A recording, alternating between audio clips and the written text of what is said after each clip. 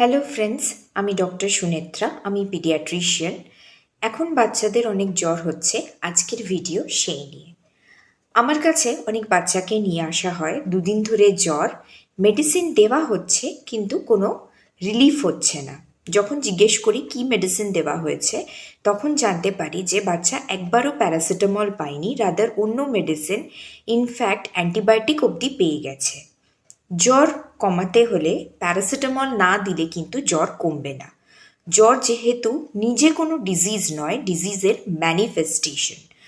Chest infection, throat infection, stomach ইনফেকশনের মতন ইনফেকশনে জ্বর সাথে সর্দি কাশি বা জ্বর সাথে লুজ টুল, ভমিটিং থাকতে পারে।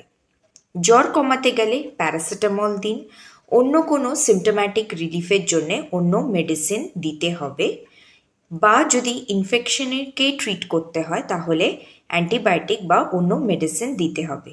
সেক্ষেত্রে প্লিজ কনসাল্ট ইউর পিডিয়াট্রিশিয়ান।